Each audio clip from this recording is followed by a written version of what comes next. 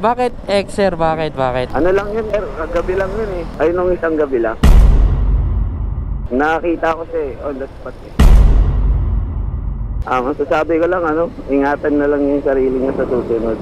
Tsaka wag na niya ulitin yun. Yun number 1. Yun yung pinaka sir. Isipin mo lang pamilya mo, sir. Isipin mo yung pinag-aaral mo. Kasi may darating sa yung mas mabait pang magmamahal sa yung babae. Yan.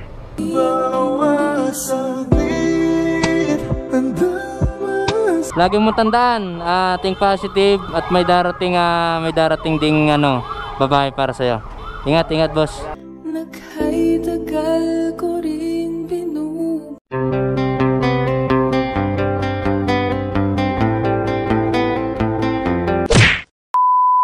Actually, sir, kalalabas ko lang. Taga doon lang din ako, sir eh. Anong trabaho mo doon, sir? Service crew lang ako. Wag mo nilalang yung service crew. Pero rin. Ano yan, sir? Ano ba tawag dito? Student working, gano'n? Hindi. Hindi ako nag-aaral. Hindi ka na nag-aaral? Ako na nagpaparal sa mga kapatid ko.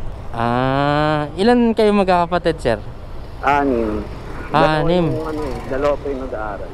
Ibig sabihin parang breadwinner ka na rin. Parang gano'n. Parang gano'n. Maganda yan, sir. At least tumutulong, di ba? Para may nararating din yung pera. At least. Hindi yung puro sa akin lang din. Tama, sir. Ang hirap kasi pag makasarili ka eh. Tama. Okay lang, sir, nakablog tayo, sir. Ayan, Okay. Ayan, Ayan. Shoutout sa ex ko. Ayaw magpare. Wag kang bumura. Ang ganda mo. Pasalamat ka, maganda ka eh. Bakit ex, sir? Bakit? Ano lang yun, gabi lang yun eh.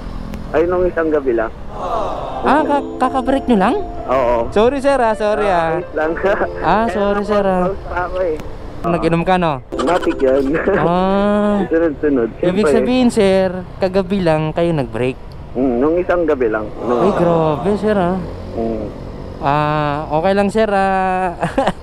Sa bagay, BJ King TV Talk, Bakit, sir, anong dahilan, sir, na pag-break ko, sir? Nakakita ko siya on the spot eh. Ayun, sabihin ko yung nakita. Sobrang malala kasi siya. On the spot, sir? Sa mismong nila. Bahay? Opo. Kahit niya eh. Ang kahit lang kasi wala akong kakampi doon. Kumbaga parang sarili ko lang yung kakampi ko talaga doon. Ayaw ako paniwala na nakita ko yung kung pangyayari. Kung bago niya gawin yun, dapat iniwan niyo muna ako. Sakit naman nun, sir. Kahit kasi. Sorry, sir. Sorry na tanong ko to, sir. Okay lang, sir?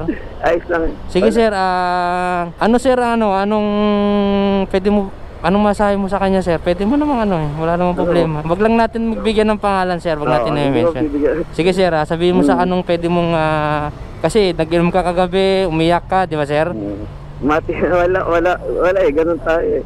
Sige, sir, anong masahe mo sa kanya, sir? Masasabi ko lang, ingatan na lang yung sarili niya sa susunod. Tsaka wag na niya ulitin yun. Kasi sa kanya rin naman yan eh. Katawan niya yun eh. Tama.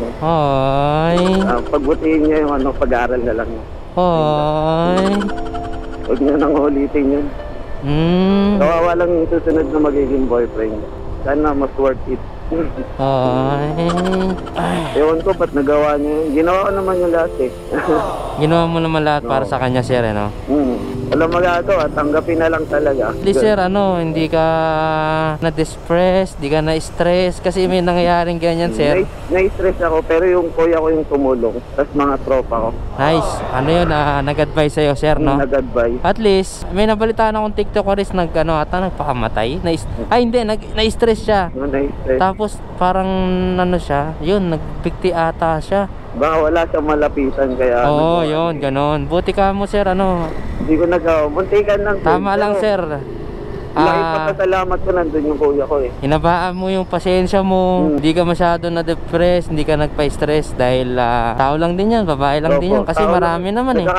Nagkakamali rin. Maraming naman babae dyan, sir. Saka lasing rin naman. Okay lang. Yan pero hindi pa sa ngayon. Lahat ng followers kong mga girls. Si sir, alam na, broken. Mabait ako. Single na, single siya. Single na ngayon. Baka gusto nyo. Hindi, joke lang. Ayoko na, na-trauma ako eh. Trauma ka, sir? Na-trauma talaga ako. Pero... Hindi ko pa asawa pero naranasan ko na. Ang sakit, sir, no? Sakit talaga. Nakakaano, sir, yung ano mo, no, yung kwento mo, sir, no? Naano ko sa kwento mo, sir, nalulungkot din ako. Wala eh, ganun talaga. Kailangan tanggapin yung ano eh, katotohanan. Sorry, sir, baka umiyak ka dyan, sir, ha? Hindi yan. Okay lang ako. Nakapaluwa ka ata, sir, eh. Hindi ah. Sorry, Okay sir, lang. ha? Sorry. Hindi, ayos lang. Ayos lang, sir. At least, ano, sir, advice ko lang din sa'yo, sir. Tama lang yung ginawa mo. Huwag ka masyadong magpa-stress, mag-self-depress. Kasi, dyan kasi ang masisira ang buhay mo pag na-stress, depress ka. Pwede mawala ka sa pamilya mo.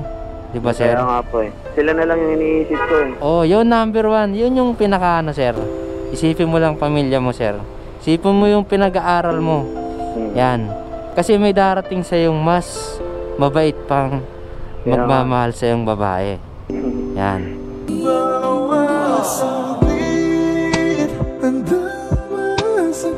Sana dumating na. Oo. Ingatan mo siya. Dadating yan, sir. Promise. Gusto ko na eh. Hindi, joke lang. Masakit talaga siya. Oo, masakit. Yung ano kasi sa akin, uminit yung buong katawan ko eh. Oo, totoo yan, sir. Totoo yan. Buti nga parang hindi ako inatake. Ay, sobrang ano talaga, pinapakalma lang talaga ako ng mga tropa ko. Kasama mo, sir, ng dasal yan. Oo, ayun, dasal. Dasal. Binabangungot kasi ako eh. Kada tulog ko, nagigising talaga ako every 1 hour, 30 minutes, gano'n. Oo. Kasi naalala ko eh. Pero nung ano, nalabas ko na, okay na. Okay na ako. Wala nang sakit. Pag pinatagal ko, makakalbo lang ako. Tama. Pangit na nga, makakalbo pa. Tama, sir. Hindi, pogi ka naman, sir. Nakita nga kitang. Ay, grabe naman. Wala. Pinagpalit ka, di ba? Pero, wala. Ganun talaga ang buhay. Shoutout kay mama. Oy, ayan. Yan, shoutout mo si mother mo. Sige. Ma, I love you. Yan. Siyempre, yan yung magmamahal sa'yo. Magulang natin. Magulang, mga kapatid. Oo, yan. Yan talaga, number one. Kaya thankful din ako. Ang babait ng kapatid ko sa akin. Very good. Ganda. Maganda yung ganyan, sir. Kumbaga, lahat ng oras ko, sa kanya ako binigay talaga. Kahit lang kasi hindi niya inano yung effort ko. Oo, hindi niya na-appreciate. Hindi niya na-appreciate yung effort mo, no? Ang sakit lang talaga. Hindi, ganun talaga ang buhay talaga, sir. Ang sakit lang kasi parang niloko ko. Oo. Ang hirap tanggapin. Ginawa ko yung best ko eh. Parang umiyak ka na naman, sir. Hindi, okay lang. Sige, sir. Kaya mo yan, sir. Kaya mo yan, sir. Dito ka sa pansit mismo? Dyan. Yan, tulad ng pansit, sir. Abaan mo lang, sir. Pasensya mo. Pipin mo lang yung pamilya mo. Yan. Buhos ko na lang sa pansit. Buhos mo lang sa pansit, sir. Lagi mo tandaan, think positive at may darating ding babae para sa'yo.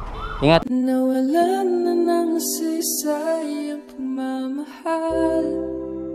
Naghay-dagal ko ring binubuo.